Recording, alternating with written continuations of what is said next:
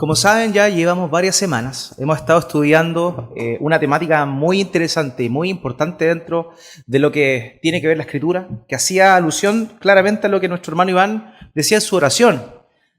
El foco principal de la Biblia, ¿cuál es verdaderamente el mensaje de la Escritura? Y lo que hemos estado viendo a lo largo de estas semanas es cómo es que podemos conocer o ver a Cristo por medio de la Escritura. Evidentemente, antes de que Él encarnara, al parecer no hay una manifestación clara de su persona. Pero el Señor Jesucristo dijo cuando estaba hablando con sus discípulos luego de haber resucitado, y también le dijo a los discípulos que iban camino de Emaús, Él les comentó y les dijo: Moisés habló de mí, los salmos hablan de mí y los profetas hablan de mí. Cuando nosotros vemos eso y qué significaba esa expresión, Moisés, los salmos y los profetas, nosotros entendemos que culturalmente esa hacía una alusión directa a lo que es el Antiguo Testamento hebreo.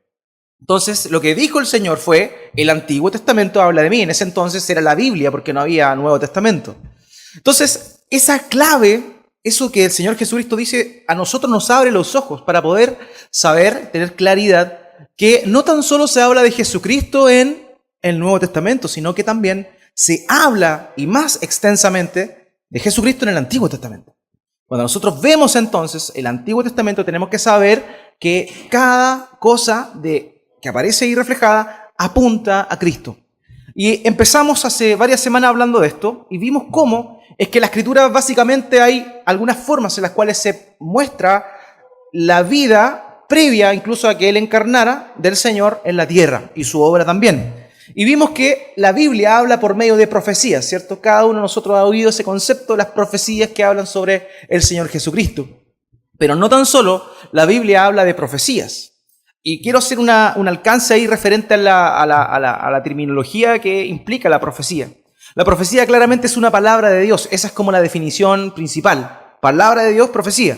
Pero la profecía en el Antiguo Testamento tenía un elemento que llamaba el arrepentimiento, tenía un elemento también de declaración de la voluntad de Dios. Pero en oportunidades, las profecías no eran tan, por así decirlo, claras. Por ejemplo, yo le he comentado esto antes.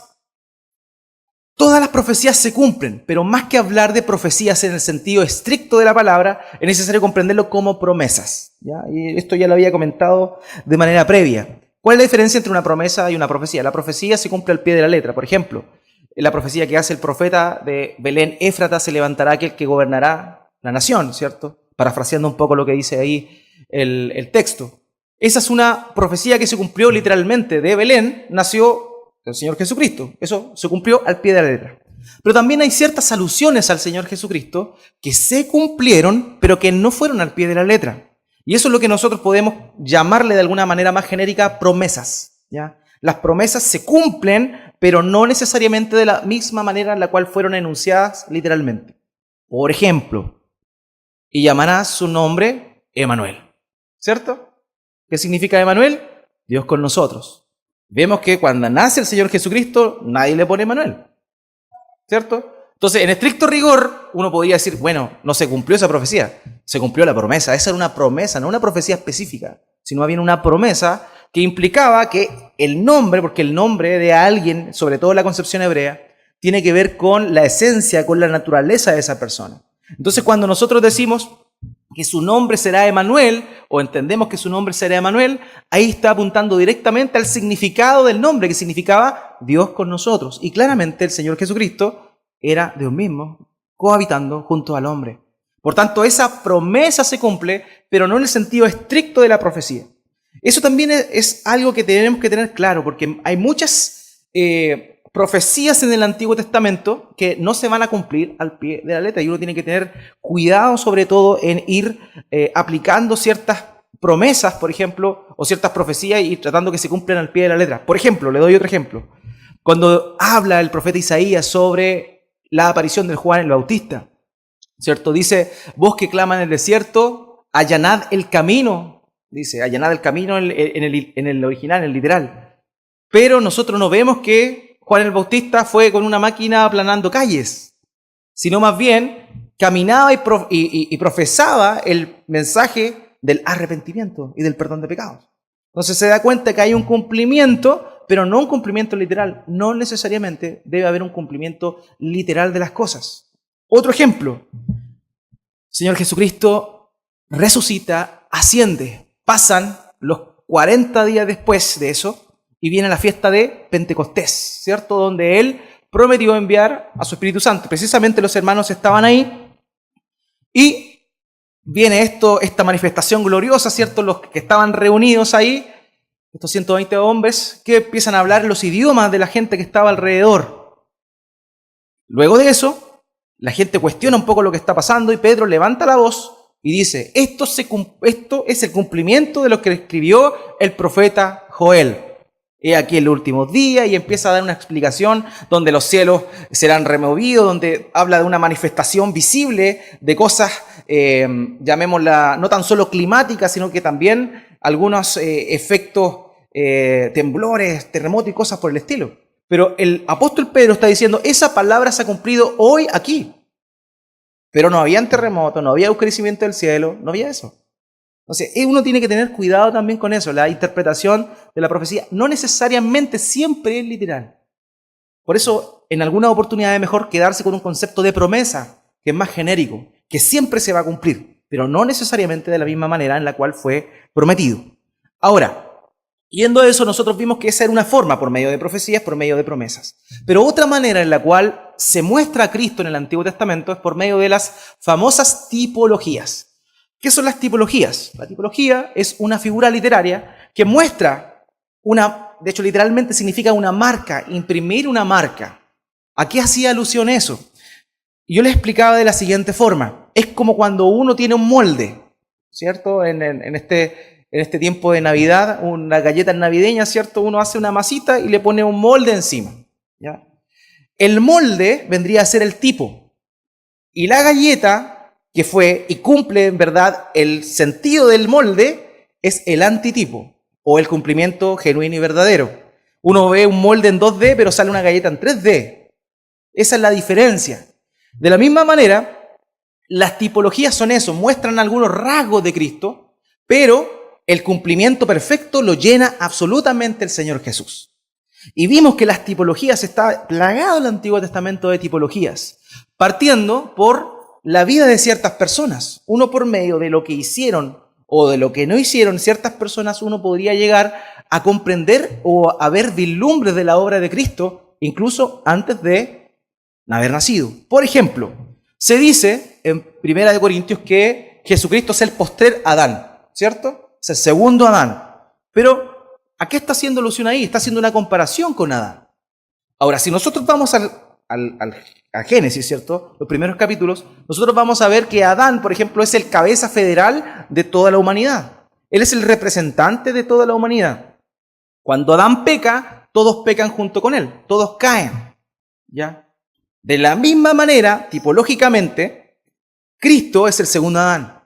Él es cabeza federal, representante de aquellos que han de ser salvados, y como Él triunfó, todos por medio de Él van a triunfar, ¿ya? Entonces esa es una figura tipológica. En muchas oportunidades estas figuras son por paralelismos o bien por contraste.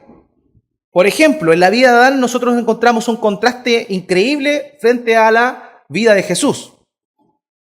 El lugar de la tentación. ¿Se acuerdan el momento de la tentación? ¿Dónde fue tentado Adán? En el jardín del Edén. ¿Dónde fue tentado Cristo? En el desierto. Hay un contraste, algo totalmente opuesto. Adán tenía todo para cumplir con el mandamiento, ¿cierto? No coman del fruto del árbol del conocimiento del bien y del mal. Estaba lleno de otros frutos el jardín del Edén. Y Dios le prohibió solamente comer uno solo de los frutos. Sin embargo, Adán sucumbió ante la tentación. Ahora, muchos años después, vemos a Cristo Jesús siendo tentado nuevamente. El tentador era el mismo. En el Edén fue la serpiente, ¿cierto? Que puede haber sido manipulada por Satanás o puede haber sido el mismo Satanás, no se sabe con precisión. Pero nosotros vemos en el Nuevo Testamento que es Satanás mismo quien está tentando al Señor Jesucristo. El tentador era el mismo, las situaciones eran distintas. Jesucristo estaba en el desierto, había necesidad, él había pasado ya 40 días y 40 noches sin comer. Y dice que pasados esos 40 días tuvo hambre. A él le fue ofrecida, o se le recordó más bien, más bien se le manoseó un poquito la promesa que Dios había dado en el libro de Deuteronomio, ¿cierto? Y le dice, convierte esta piedra en pan, si tienes hambre. Y el Señor Jesucristo no hace caso a esa tentación. ¿Se da cuenta el contraste? Adán falla, Cristo triunfa. Sí, entonces, de esa forma nosotros vemos, tanto en la vida de Adán y de otras personas más, por ejemplo, hablamos también del mismísimo Abel. Abel también es una tipología de Cristo. Él es el primer mártir. A él lo mató su hermano por obedecer a Dios, por envidia. Al Señor Jesucristo, ¿por qué lo mataron los hombres? Por obedecer a Dios y por envidia. Las mismas cosas se ven de alguna manera reflejadas en las tipologías. También estuvimos hablando de Noé, estuvimos hablando también de Melquisedec y finalmente terminamos con una de las tipologías más sorprendentes, pero a la vez también más misteriosas, que es la del ángel de Jehová. Hablamos del ángel de Jehová y cómo en verdad es una tipología de la obra del Señor Jesucristo. ¿Ya? Eso es importante. Si no, es necesario entenderlo desde esa perspectiva. Hay algunos hermanos que yo le comenté que entienden que el ángel de Jehová es una cristofanía. ¿Qué es una cristofanía? Una aparición literal de Cristo antes de ser encarnado. Pero yo les comenté que una de las cosas también importantes, esa es una teoría y algunos hermanos lo creen, respetamos claramente lo que estos hermanos piensan, pero en lo personal no creo que esto sea así. ¿Por qué? En primer lugar, ya le di las razones, ahí ustedes pueden revisar los estudios anteriores, pero básicamente porque en ningún lugar del Nuevo Testamento se ratifica alguna aparición de Cristo previo a su encarnación. Habían oportunidades incluso en las cuales el apóstol Pablo podría haber clarificado que quien se había presentado era el mismísimo Señor, pero no dice eso. El mismo Esteban, estando previo a ser lapidado, está increpando a los judíos, a los religiosos, y les dice, ustedes recibieron la ley por medio de ángeles. No le dice por medio del Señor Jesucristo previo a su encarnación. Entonces ahí uno nota ciertas cosas que el Nuevo Testamento nos deja claro sobre que verdaderamente no hay una opción de que quien haya aparecido antes de la encarnación haya sido el Señor Jesucristo, sino más bien era una manifestación angelical que representaba a Dios. Por eso es que se atribuye ciertas cosas que Dios hace, pero de una manera tipológica y no necesariamente de una manera literal, ¿ya? Es así entonces como terminamos con esa pequeña sección donde hablamos de la tipología por medio de personas. Terminamos con el ángel de Jehová y la semana pasada comenzamos a ver otro tipo de tipologías manifestadas en el Antiguo Testamento, ¿ya? Y empezamos a hablar una de las cosas que más nos habla o más nos muestra la vida, la obra y la labor del Señor Jesucristo, que es el tabernáculo o el templo. Recordemos que el tabernáculo fue dado al pueblo de Israel luego de haber sido sacado de la esclavitud en Egipto. Se le da a Israel para que Dios tuviera una relación con ellos. Y posteriormente, cuando ya la nación se establece, Dios permite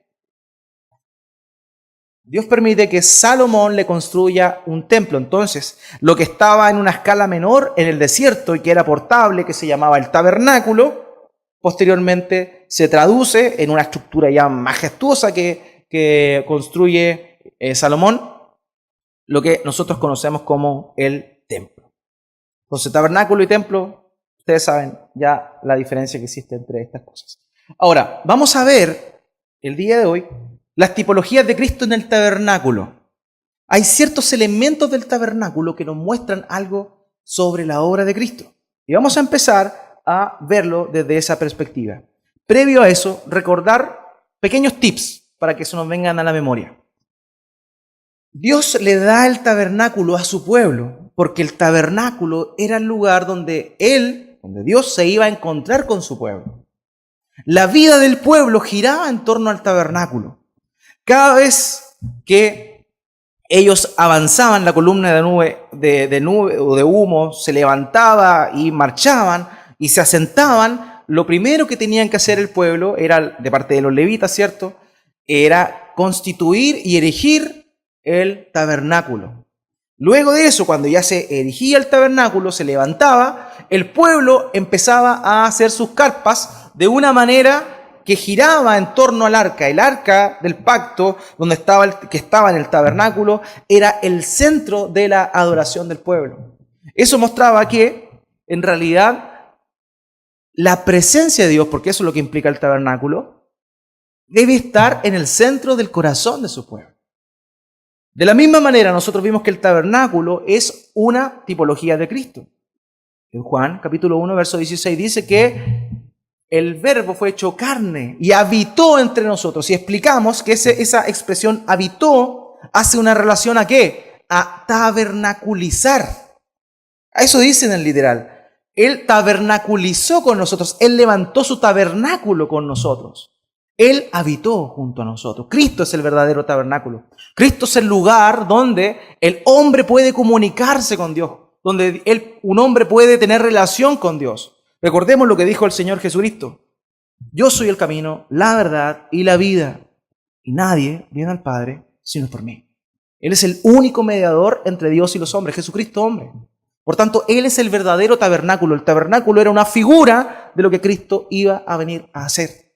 En el tabernáculo, en su sacrificio, nosotros vemos el sacrificio del Señor. En el oficio sacerdotal de los descendientes de Aarón, nosotros ¿qué vemos? Vemos cómo Cristo oficia e intercede incluso hasta el día de hoy delante del Padre por cada uno de nosotros.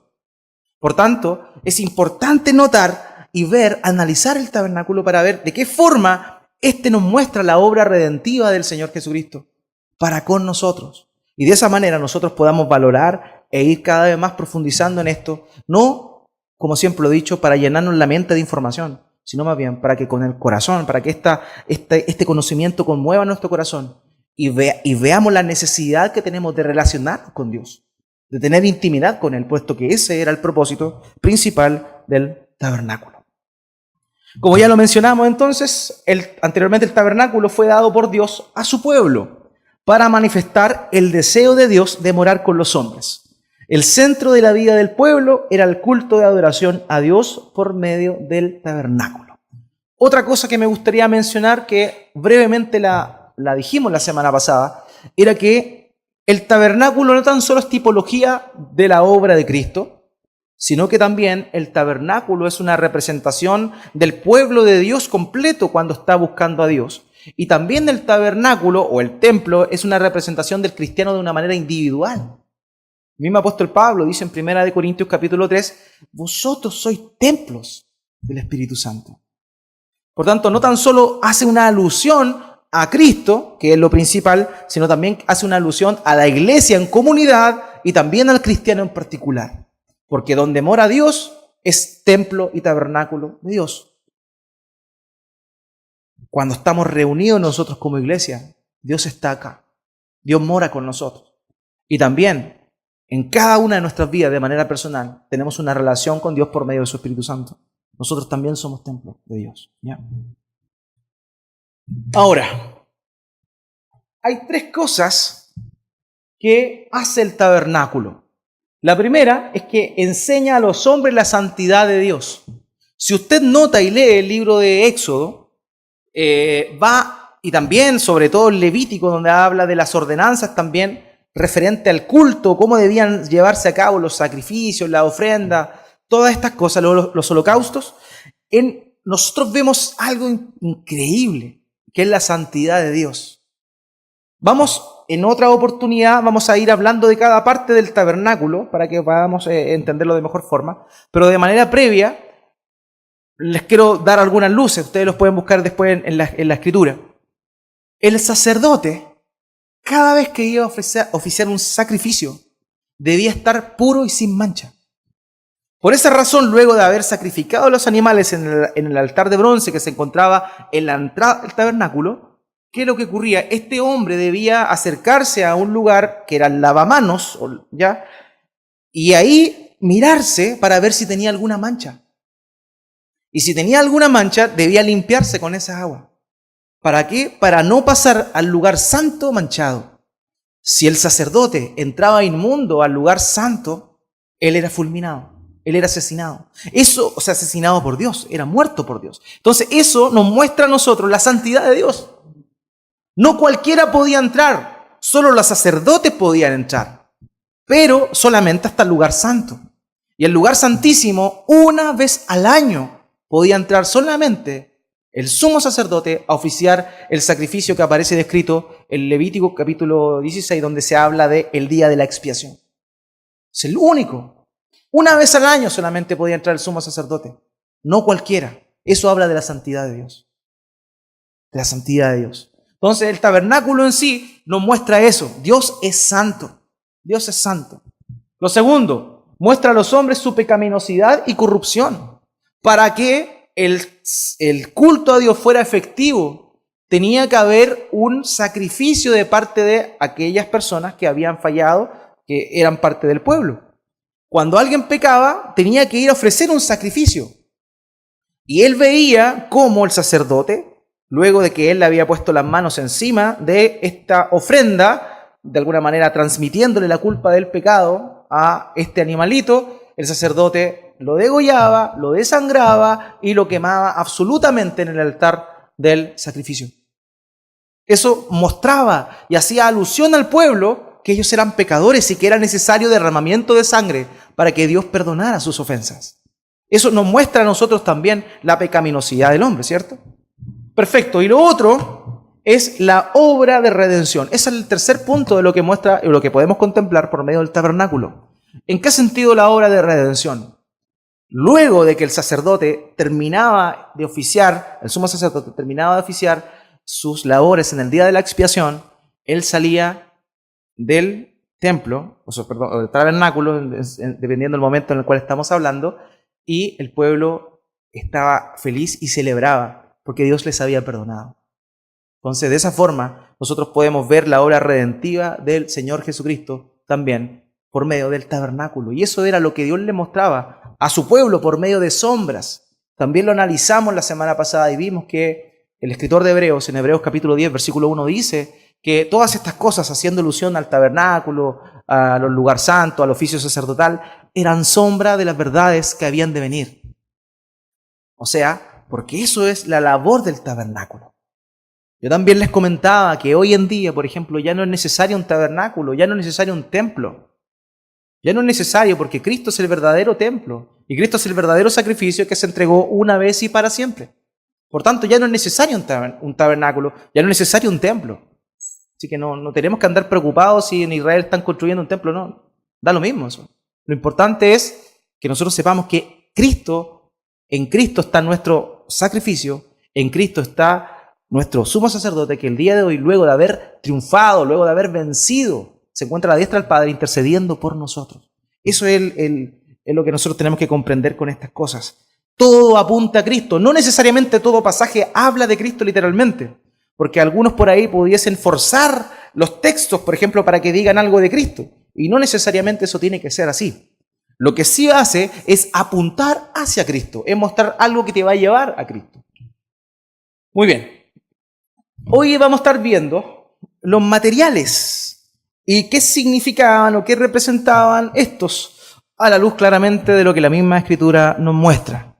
En Éxodo capítulo 25, versículo 3, aparece descrito las cosas que Dios pidió para poder construir el tabernáculo. Y ahí Él pidió ciertos elementos. Dice Éxodo capítulo 25, versículo 3. La ofrenda que recibirán de ellos es la siguiente: oro, plata y cobre. Hay algunas que dicen bronce. ¿Por qué? ¿Por qué dice eso? Porque ustedes sabrán que el bronce es una aleación con estaño, de cobre con estaño. Dígame. Dice bronce, ¿cierto? La NBI. Ya. ¿No ve? Entonces, algunas versiones cambian. ¿Por qué? Porque no era, de alguna manera, una materia prima. ¿Ya? Porque ahí no hacían procesos químicos como la minería lo hace el día de hoy para sacar cobre. Entonces, habían aleaciones. Por eso algunas le llaman bronce y otros le llaman cobre. Da lo mismo, en verdad. ¿Ya? Da lo mismo. Una aleación entre estas cosas. Ahora, estos tres elementos que aparecen aquí hacen una alusión representativa de la obra de Cristo, de la persona de Cristo. Por ejemplo, el oro. ¿Qué significa el oro? El oro es una representación de la deidad y la gloria de Cristo.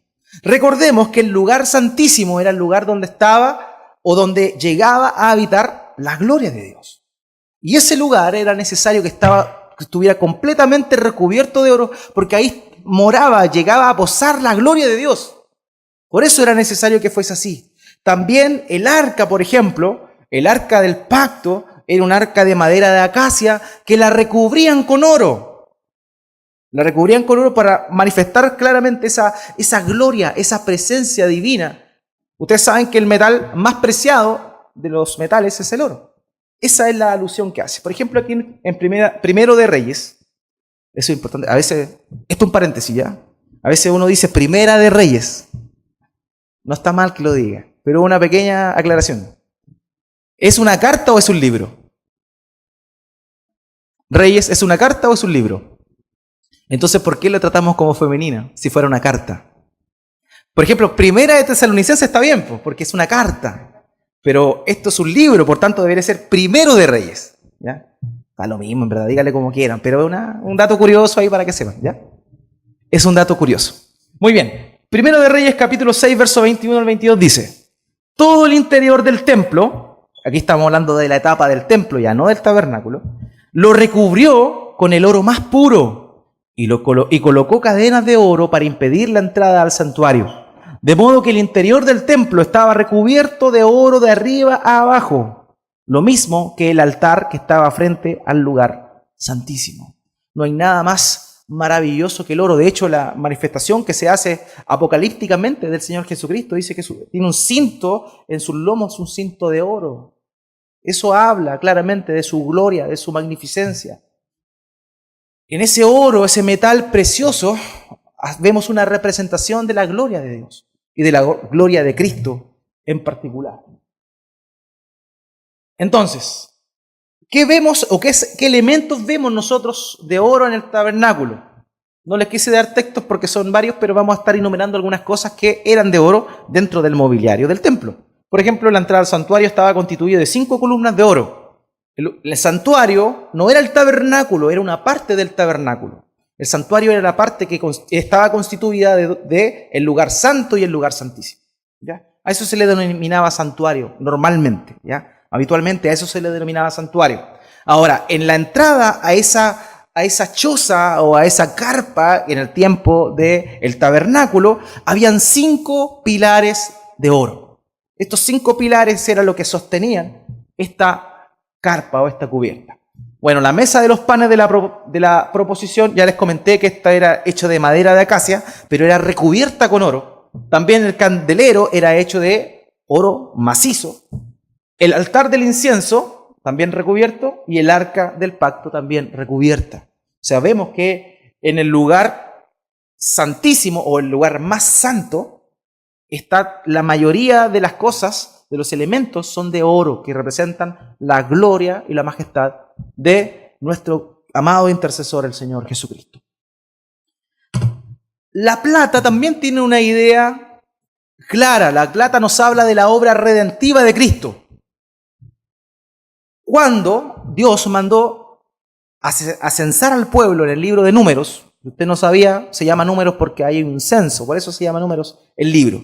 Cuando Dios manda a censar al pueblo, Él manda a que todos los hijos de una cierta cantidad de años pagaran un rescate. Pagaran un rescate. El rescate de los primogénitos se llama eso. ¿Ya? Entonces, el precio que debían pagar por el rescate de la redención, porque siempre el concepto de rescate y redención son sinónimos, siempre van juntos, era el costo o el precio eran plata. Aquí dice en Éxodo capítulo 30, verso 13 al 16, todo aquel que sea contado deberá pagar 5 gramos de plata, que es la mitad del peso oficial del santuario. La ofrenda al Señor será de 5 gramos de plata. Todo el que sea contado y que tenga más de 20 años de edad deberá dar esta ofrenda al Señor. Al dar la ofrenda al Señor para la expiación de personas, ni el rico dará más de 5 gramos de plata, ni el pobre dará menos. Recibirá de los hijos de Israel el dinero de las expiaciones y lo entregarás para el servicio del tabernáculo de reunión. Esto será para los hijos de Israel un memorial delante del Señor para que se haga la expiación por ellos. Para eso era la plata. Eso es lo que significaba la plata. Cuando vemos entonces en el tabernáculo, el significado era la redención que el Señor Jesucristo iba a llevar a cabo. Fíjense en un detalle acá. Dice que ni el rico debía pagar más, ni el pobre debía pagar menos. Todos pagaban lo mismo. ¿Qué significa eso? ¿A qué hace una alusión? El sacrificio de Cristo es válido para todos por igual. No importa si tú eres más pecador que otro. Todos somos pecadores. Todos debemos ante Dios. Y el Señor Jesucristo fue el precio. Su sangre fue el precio para nuestra libertad. Fue el precio para el perdón de nuestros pecados. Eso es lo que hace alusión la plata, a la redención llevada a cabo por medio de nuestro Señor Jesucristo. El tercer, vamos a seguir entonces con esto, con la plata. Levítico capítulo 5, versículo 15. Dice esto: cuando alguien cometa una falta y sin proponérselo peque en las cosas santas del Señor, de sus rebaños presentará al Señor un carnero sin defecto como ofrenda por su pecado. El precio se estimará en monedas de plata según el peso oficial del santuario. ¿Se da cuenta? Perdón de pecado, ¿cómo se pagaba? Con plata. O sea, la plata hace una alusión ¿a qué? A la redención que iba a ser llevada a cabo por medio de la obra de Cristo. ¿Qué había de plata dentro del mobiliario del templo? Los corchetes de las cortinas del tabernáculo se sujetaban con unos tipo corchetes. Esos corchetes eran de plata. Y las bases de las tablas del lugar santísimo eran también de plata. ¿Se acuerdan de estos pilares que les comenté, de los 5 pilares? Ya. La base de esos 5 pilares también era de plata. Muy bien. Ahora, el cobre. ¿Qué representa el cobre o el bronce dependiendo de la versión de la Biblia que tenga usted? El bronce o el cobre siempre es manifestación del juicio justo de Dios, es decir, la retribución del pecado. ¿Ya? Lo vemos acá, por ejemplo, en Números capítulo 21, versículo 9. En esta oportunidad les cuento, el pueblo había pecado, Dios mandó una gran mortandad, serpientes picaron al pueblo y estos estaban muriendo envenenados. Entonces, ¿qué es lo que hizo? Dios? Le mandó a Moisés a construir una serpiente de bronce. Moisés hizo una serpiente de bronce y la puso sobre un asta. Y cuando alguna serpiente mordía a alguien, si miraba a la serpiente de bronce, seguía con vida. Ahí Dios emitió un juicio, ¿cierto? Emitió un juicio de destrucción sobre el pueblo rebelde. Pero ¿de qué manera Él apaciguó eso o en realidad ejecutó su justicia, pero en realidad la canalizó por medio de esta figura que era una representación de Cristo claramente? Nosotros lo leemos en el Nuevo Testamento. Así como Moisés levantó la serpiente en el desierto, así es necesario que el Hijo del Hombre sea levantado para que todo aquel que en él cree no se pierda, mas tenga vida eterna. Esa alusión de esa serpiente de bronce también era claramente una alusión a Cristo antes de que Él viniera a este mundo. Entonces vemos ahí que el cobre o el bronce es una manifestación del justo juicio de Dios en castigo. Y que ahí, por ejemplo, en esa oportunidad, aparece el bronce o el cobre, le vuelvo a repetir, como ese elemento de juicio. Fíjese aquí en Jeremías capítulo 1, versículo 18. Date cuenta de que hoy te he puesto contra toda esta tierra como una ciudad fortificada. Te he puesto como una columna de hierro contra los reyes de Judá, como un muro de bronce contra sus príncipes y sacerdotes y contra el pueblo de la tierra. Aquí está haciendo una alusión al profeta. Le está diciendo: a ti te he puesto para llevar juicio sobre este pueblo desobediente. Y esa representación que hace de la persona del profeta Jeremías, le dice que él iba a ser como una columna de hierro, como un muro de bronce, haciendo alusión al juicio que le iba a venir a los israelitas por su desobediencia. Entonces, de esa manera vemos cómo el oro es una representación ¿de qué? De la gloria y la divinidad de Cristo.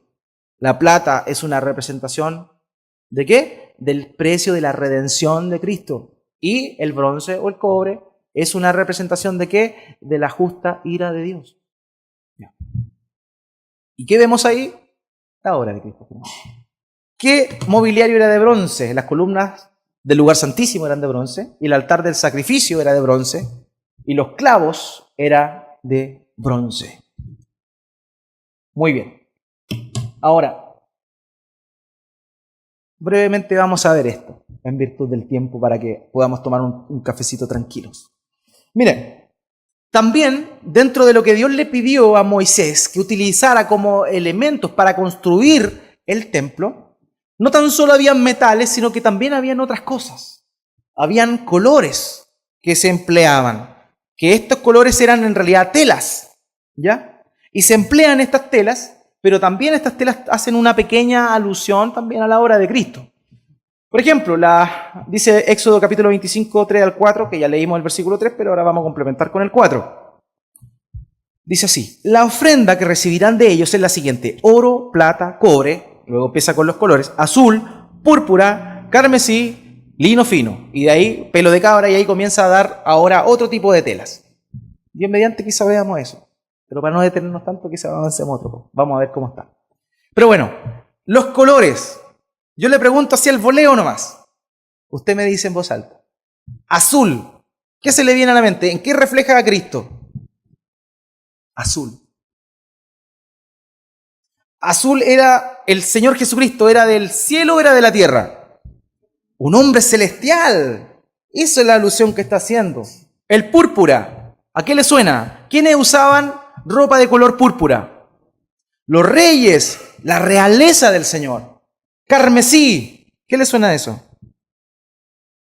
La sangre, ¿cierto? La roja como el carmesí. Y el lino fino, ¿qué le suena? Santidad, pero no, estamos listos. Vamos a ver entonces. El azul representa al hombre celestial, Juan 1:18. A Dios nadie le vio jamás. Quien lo ha dado a conocer es el Hijo unigénito que está donde, en el seno del Padre. La presencia de Dios en el cielo. Juan capítulo 3, versículo 13, nadie subió al cielo, sino el que descendió del cielo, que es el Hijo del hombre. Lo otro, el púrpura, la realeza de Cristo. Zacarías capítulo 9, versículo 9, llénate de alegría, hija de Sión, da voces de júbilo, hija de Jerusalén, mira que tu rey viene a ti, justo y salvador y humilde, montado sobre un asno, sobre un pollino, hijo de asna. Esa fue la entrada magistral del Señor Jesucristo, ¿cierto? Cuando entra a Jerusalén. Pero aquí habla de la realeza, dice, aquí tu rey viene a ti, justo Salvador. El carmesí, el sufrimiento de Cristo, 1 de Pedro capítulo 1, verso 11, ellos querían determinar a quién y a qué momento se refería el Espíritu de Cristo que estaba en ellos, cuando anunciaba de antemano los sufrimientos de Cristo y las glorias que les seguirían. El sangre, ¿cierto? Hace una representación del sufrimiento de Cristo. Y el blanco claramente, el lino blanco y resplandeciente, la santidad de Él. Isaías capítulo 53, versículo 9. Se le dará sepultura con los impíos, morirá en compañía de malhechores, a pesar de que nunca hizo violencia a nadie y jamás profirió una sola mentira. La santidad de Dios manifestada. Se da cuenta cómo estas pequeñas cosas, detalles tan simples, no hacen una alusión o apuntan a algo tremendo de la persona del Señor Jesucristo. Aquel que venía del cielo, aquel que era un rey, aquel que iba a derramar su sangre y también aquel que iba a venir en santidad cumpliendo de una manera cabal todo el mandamiento de parte de Dios. El oro manifestando la gloria, la realeza y la dignidad de Dios, del Señor Jesucristo. La plata mostrándonos, ¿cierto?, esta redención llevada a cabo por medio de Jesús. Y también el bronce o el cobre, mostrándonos de esa forma lo maravilloso que es ser salvo del juicio y de la ira de Dios.